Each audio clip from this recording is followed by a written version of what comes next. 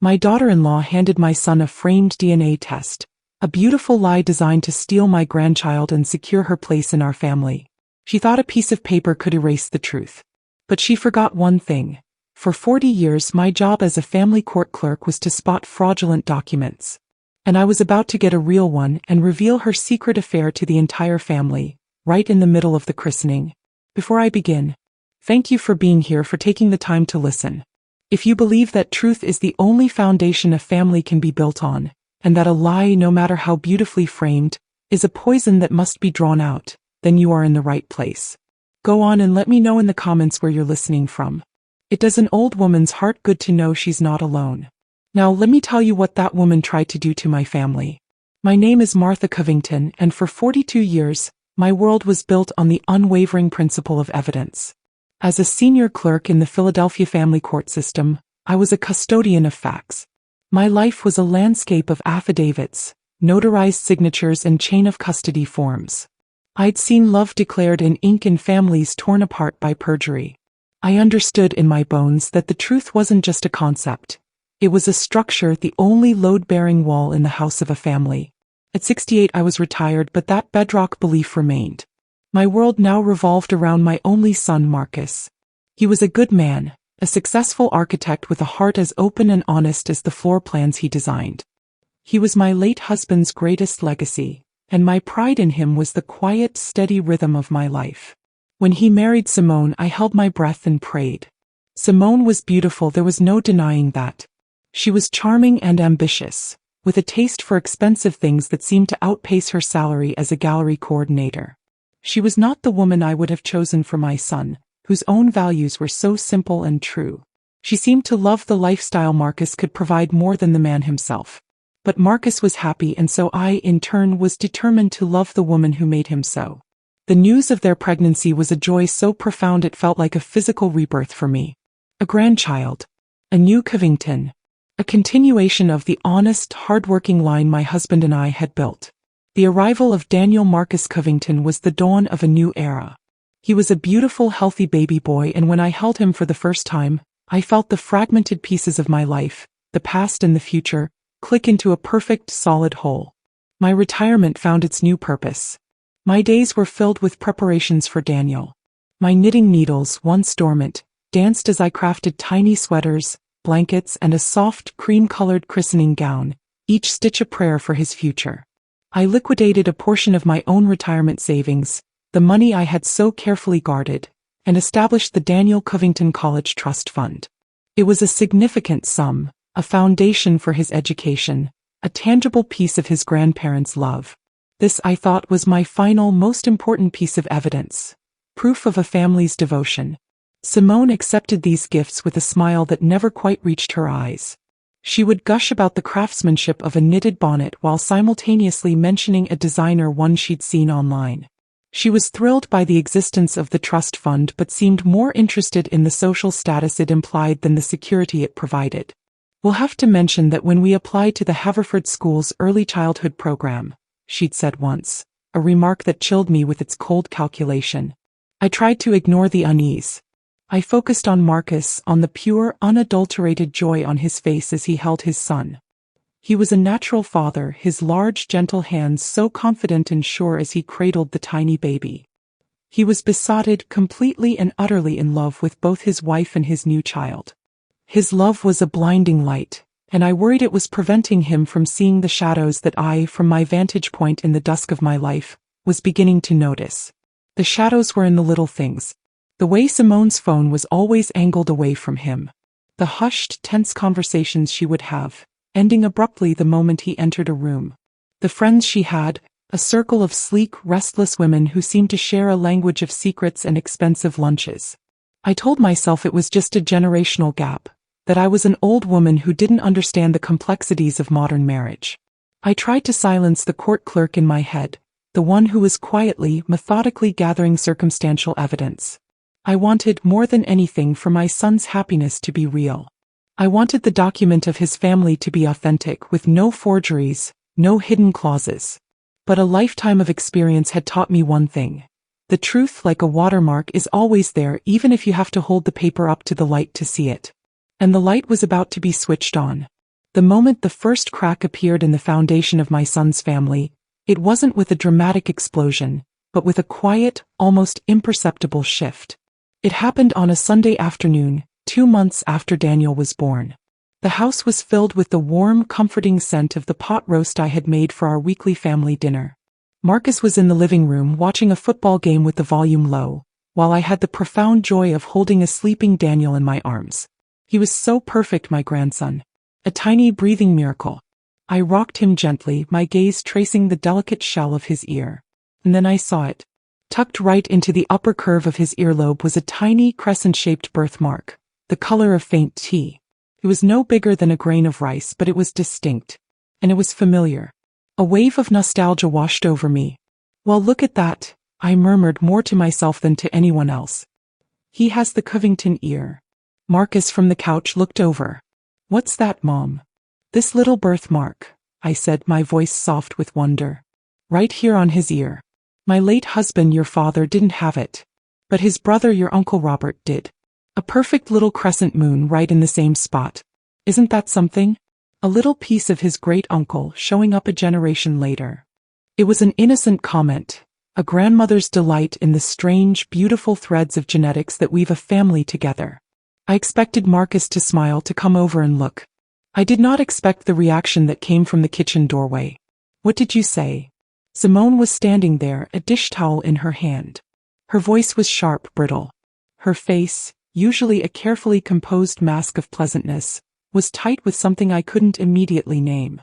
It looked like fear. I was just noticing Daniel's birthmark, I said, my smile faltering.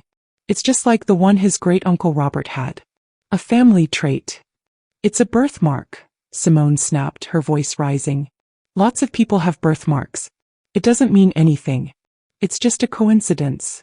The hostility was so sudden, so disproportionate to the comment, that it sucked the air out of the room. Marcus sat up, his brow furrowed in confusion. Honey, what's wrong? Mom was just making an observation. What's wrong, Simone said, her eyes flashing, fixed on me, is that she is always doing this.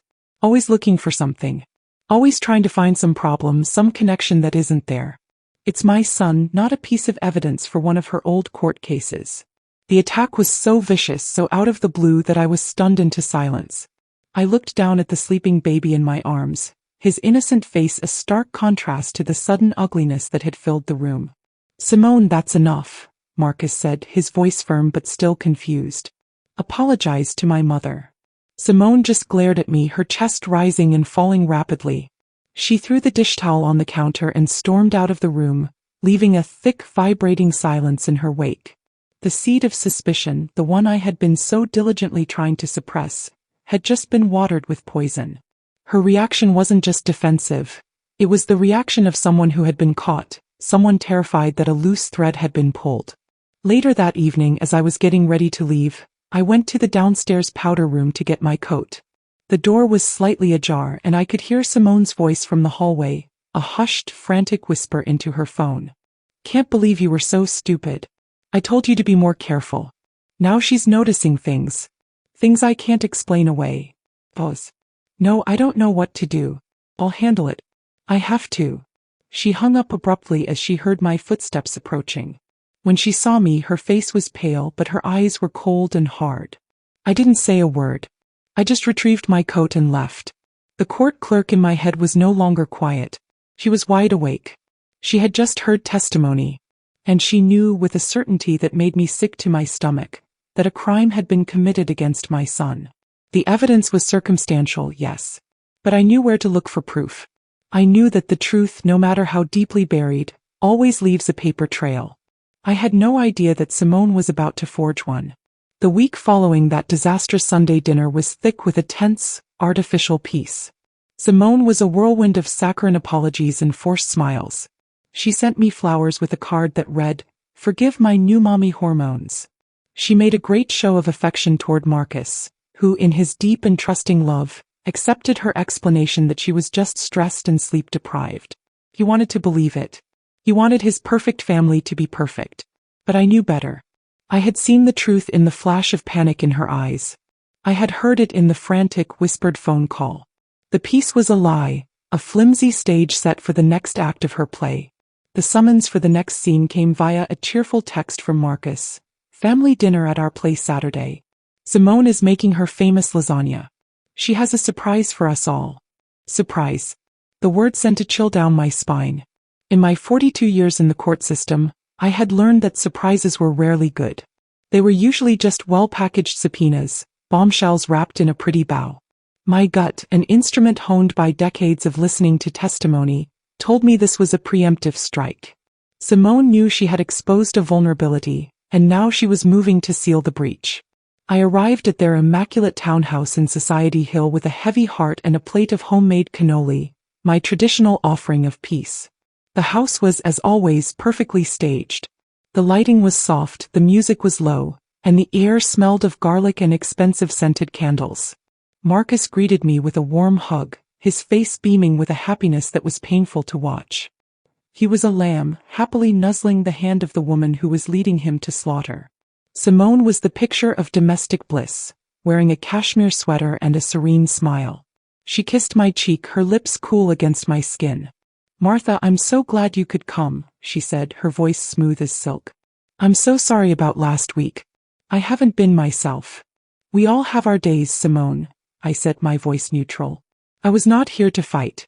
I was here to observe. To witness." Dinner was a tense affair.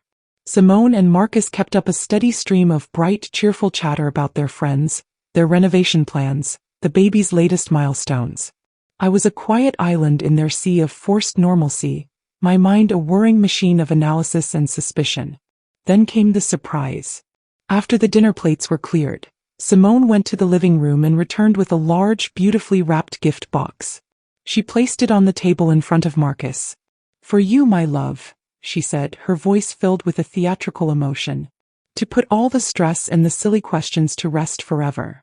Marcus looked at her, his eyes full of love and confusion. He carefully unwrapped the box. Inside, nestled on a bed of tissue paper, was a heavy, ornate silver frame. And in the frame was not a picture but a certificate. It was printed on thick, creamy paper with an embossed gold seal at the bottom. At the top, in an elegant, flowing script, were the words, "Paternity test results." My blood ran cold. "What is this?" Marcus whispered. "It's proof, baby," Simone said, her voice trembling with what I was supposed to believe were tears of vindication. "Proof of what I've always known. I know there have been questions, and I know my reaction last week was crazy, but I was so hurt that anyone could doubt us. So I did this. For us. For our family. For Daniel." Marcus lifted the frame, his eyes scanning the document. I could see the bold letters from across the table. Subject: Marcus Covington. Subject: Daniel Covington. Probability of paternity: 99.999%. Below it was the name of a lab I'd never heard of, GenoTruth Diagnostics. A wave of relief washed over my son's face, so pure and total that it broke my heart. He looked at Simone, his eyes shining with love and remorse for ever having doubted her, even for a second. "Oh, honey," he said, his voice thick. "You didn't have to do this." "I did," she said, taking his hand. "Now we can finally move on and just be a family." She turned her gaze to me, her eyes no longer soft but sharp and triumphant. It was a look of victory. Checkmate. But she had made a fatal error. She had brought the battle onto my home turf. She was trying to fight a court clerk with a piece of paper. I leaned forward, my voice calm and professional, the voice I had used for 4 decades to question lawyers and scrutinize evidence. "That's a beautiful frame, Simone," I said quietly. "But that's just a decorative certificate. May I see the full, original lab report?" Simone's smile froze on her face. "What?" "The lab report," I repeated, my gaze unwavering. "The multi-page document that comes from the lab. The one that details the genetic markers, the testing methodology, and most importantly, the chain of custody form showing who collected the samples and how they were verified. A certificate like this is just a summary. It's not a legal document. It has no evidentiary value." The color drained from Simone's face. Marcus looked from me to her, his confusion returning. "Mom, what are you talking about?" "I'm talking about the fact that for a DNA test to be valid, there has to be a clear, unbroken chain of evidence," I said, my eyes locked on Simone. Any reputable lab requires a third-party collector to verify the identities of the participants and witness the sample collection. You can't just mail in a cheek swab and get a court-admissible result. So, Simone, which lab did you use? Who was the sample collector? I'd just like to see the official paperwork. Simone stared at me, her mask of sweet innocence shattering into a million pieces. She was cornered. She had expected tears and apologies, not a cross-examination. With a sudden, violent movement, she snatched the frame from Marcus's hands, clutching it to her chest like a shield. "This is a private matter for my husband and me, Martha," she hissed, her voice low and venomous. "I will not be interrogated in my own home. Your constant suspicion is the poison that is tearing this family apart. You have to choose right now. Either you are with this family or you are against us." It was the declaration of war I had been waiting for. She had used a lie to frame me as the enemy.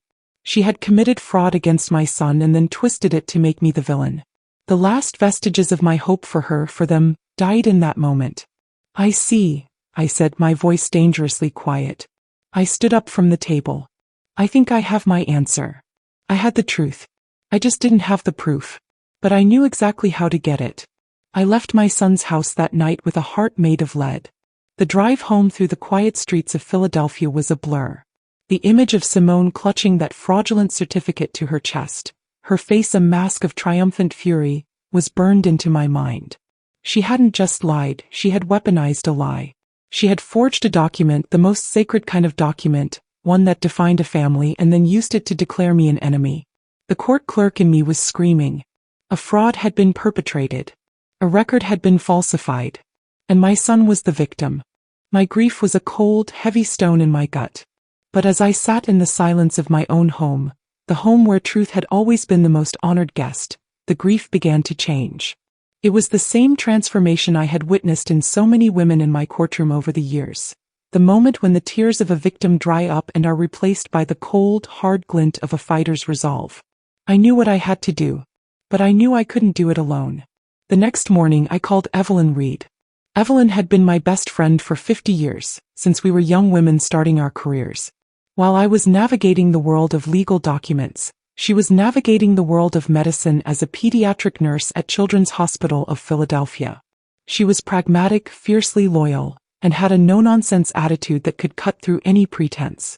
She was the only person in the world I trusted implicitly. "Martha? You sound terrible," was the first thing she said when she answered the phone.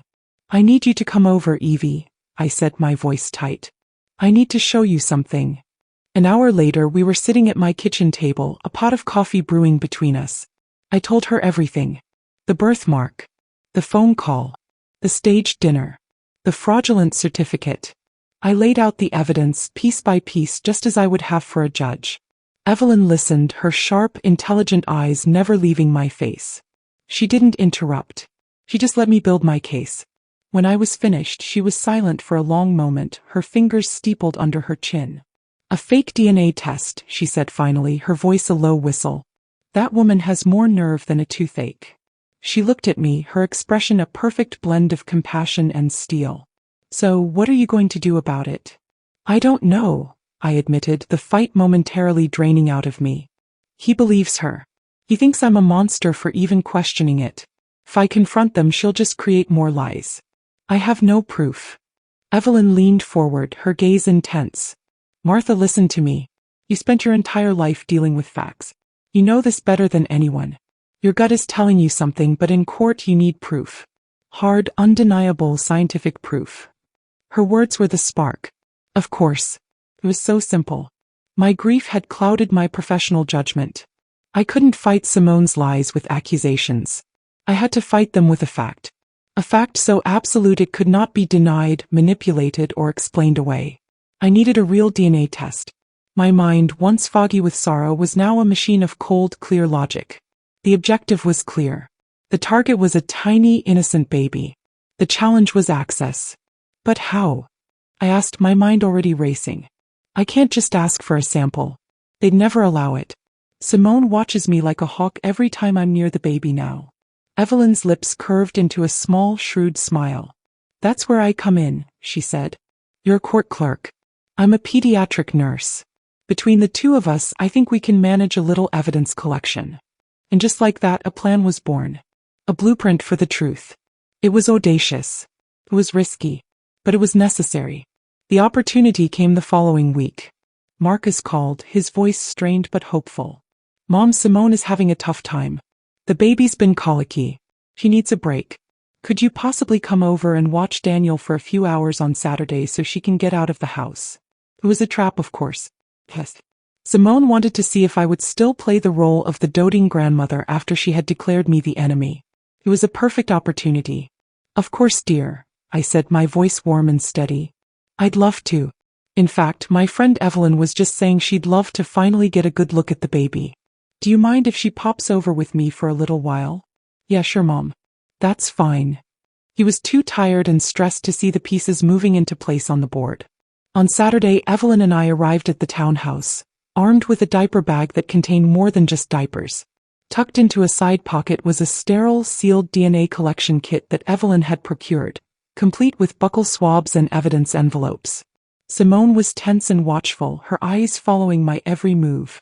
But she had not counted on Evelyn.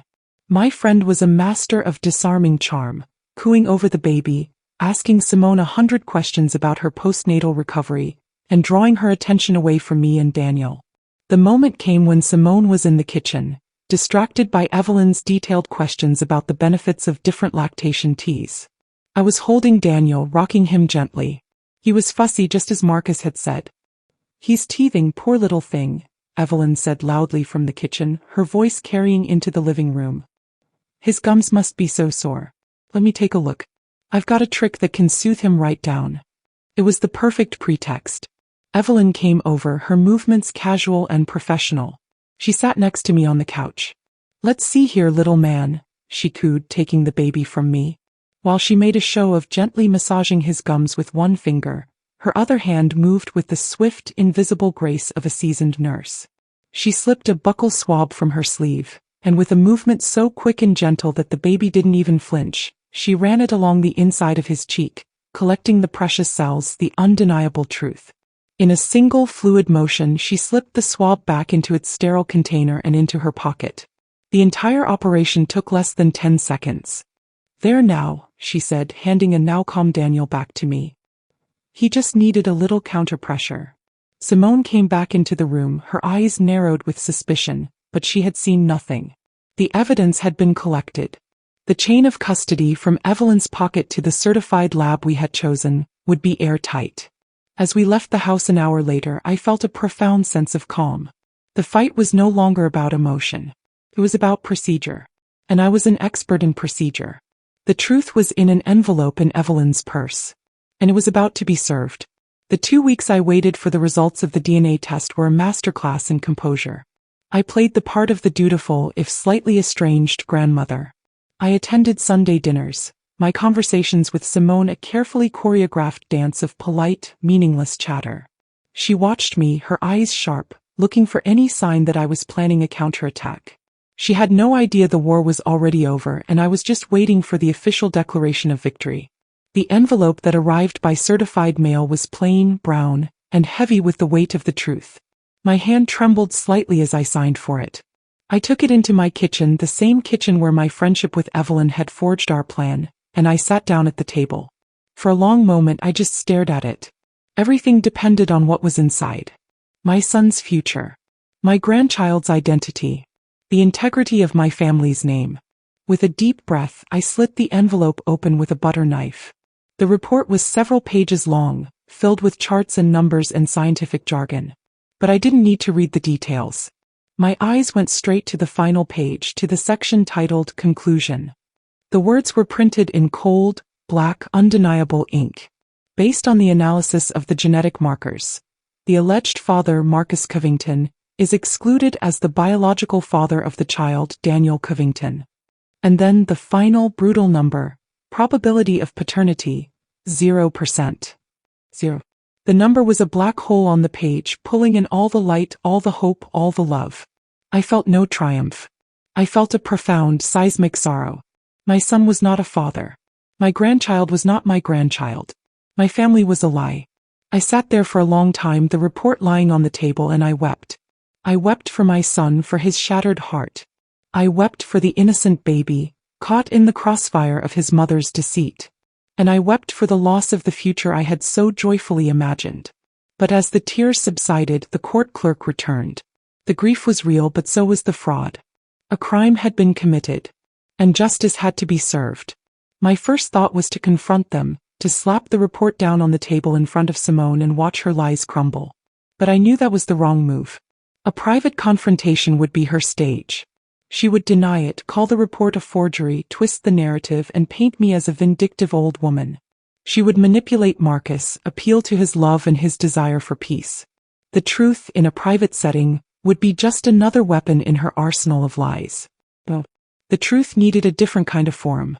It needed to be revealed in a place so public, so sacred that it could not be denied. It needed witnesses. It needed to be entered into a record from which it could never be expunged. The date for Daniel's christening was set for the following Sunday. It was to be held at the historic African Episcopal Church of St. Thomas, our family's church for 3 generations. It was a place of truth, of community, of sacred vows. It was the perfect venue. My plan began to form, not out of anger but out of a cold, clear sense of procedural necessity. This was not about revenge. It was about revelation.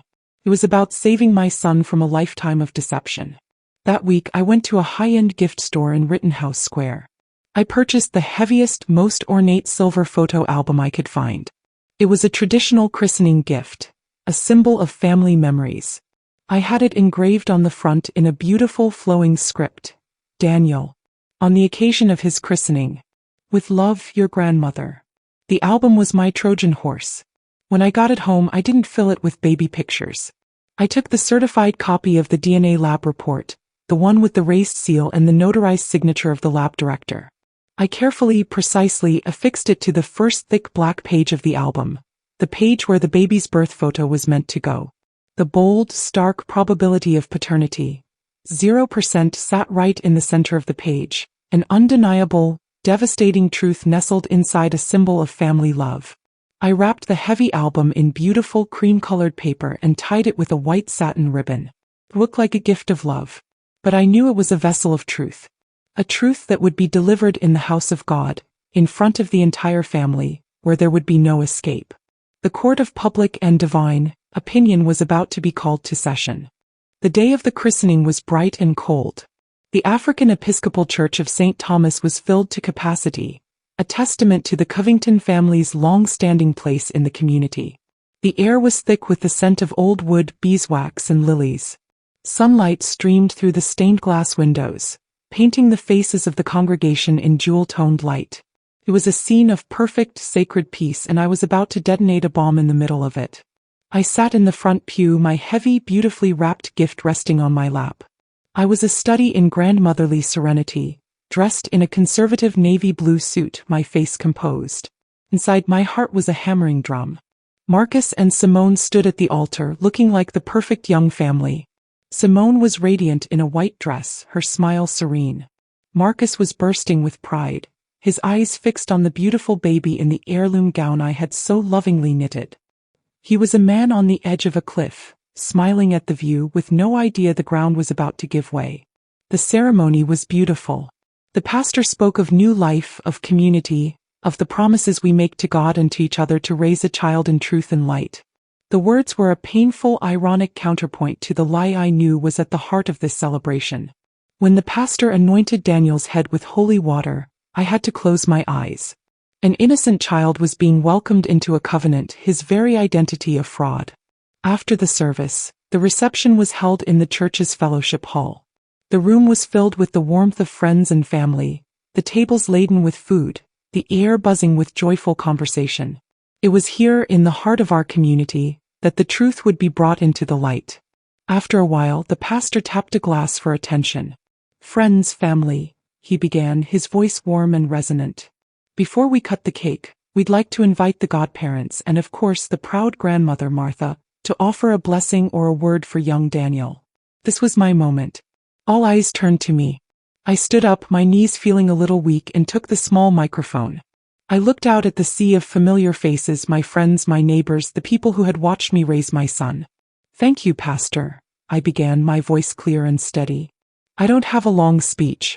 I just want to say what a blessing it is to be here, to welcome this beautiful child into our family and our community. I paused, my eyes finding my son's. A family is like a house. It can be beautiful on the outside, but if the foundation isn't strong, if it's not built on honesty and truth, it's just a matter of time before it all comes crashing down. The most important promise we can make to a child is to give them a foundation of truth to build their life upon. It is the greatest inheritance. The room was quiet, moved by what they thought was a grandmother's simple wisdom. Simone's smile was tight. She knew my words were aimed at her.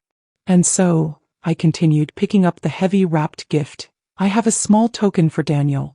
A gift to start his life with. A record of his family and a record of his truth. I walked to the front of the room where Marcus and Simone stood. I handed the heavy album to my son. This is for Daniel, I said, my voice soft but carrying in the silent room. Thank you, Mom, Marcus said, his smile genuine and loving. This is beautiful. He began to unwrap the gift, Simone leaning in beside him, her face a mask of pleasant curiosity. I watched their hands. I watched their faces. The paper came away, revealing the heavy, engraved silver album. Oh, Martha, it's gorgeous, Simone said, her relief palpable. It was just a photo album. She thought she had one. Open it, I said quietly. Marcus opened the heavy cover. His smile froze. His brow furrowed in confusion as he looked at the first page. He saw not a picture of his son but a formal, notarized document. He read the title, DNA Paternity Test Analysis. His eyes scanned the page, his mind, the mind of a brilliant architect used to reading complex blueprints, slowly processing the data. He saw his name. He saw Daniel's name. And then he saw the number. Probability of paternity, 0%. The color drained from his face. It was as if he had been physically struck. He swayed slightly, his hand going to the table to steady himself. He looked up, his eyes wide with a dawning, catastrophic horror, and he looked at his wife. Simone saw the look on his face and her own mask of composure shattered. She glanced down at the open album and a small, strangled gasp escaped her lips. He knew. He was caught. The silence in the room was absolute. Everyone could see that something was terribly wrong. The joyful celebration had become a tableau of silent, public horror. Marcus held the open album, the 0% shining under the fluorescent lights of the fellowship hall, a testament to his wife's ultimate betrayal. He didn't shout. He didn't scream. His voice, when he finally spoke, was a dead, hollow whisper that was more chilling than any rage.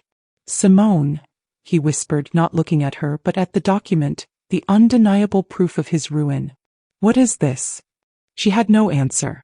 There was no lie big enough to cover this truth. Her secret affair, her carefully constructed life, her fraudulent claim on my family's name, it was all exposed right there in the house of God. I didn't stay to watch the rest. My job was done. The truth was now on the record.